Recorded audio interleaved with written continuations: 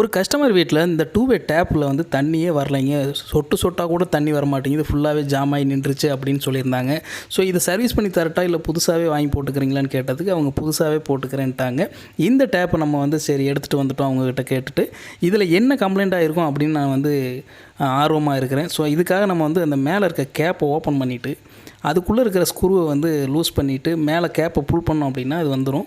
So உள்ளே இருக்கிற spindle தான் இதில் மெயினான பார்ட்டு. ஸோ 2 பக்கம் கேப்பை கழட்டிட்டு இந்த ஸ்பிண்டில் வந்து ஸ்பேனர் போட்டு நம்ம லூஸ் பண்ணி கழட்டி பார்த்தாச்சு. கழட்டி பார்த்ததில் உள்ளே ஒரே ஷாக்குங்க. உள்ளே ஒரே மாதிரி ஒரு வள கொல கொலன்னு ஒரு மாதிரியாக ஜெல்லு மாதிரி உள்ளே இருந்துச்சு. ஸோ இந்த பக்கம் ஸ்பிண்டிலையும் கழட்டி பார்த்தேன்.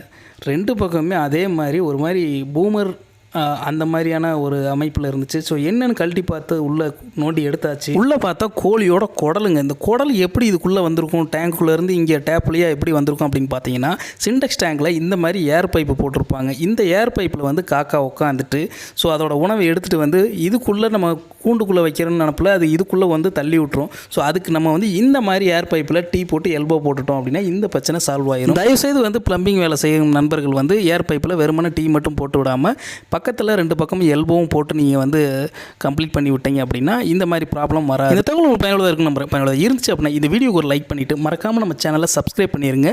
ஃபேஸ்புக் அண்ட் இன்ஸ்டாவில் பார்க்குறீங்க அப்படின்னா நம்ம பேஜை ஃபாலோ பண்ணிங்க. நன்றி, வணக்கம்.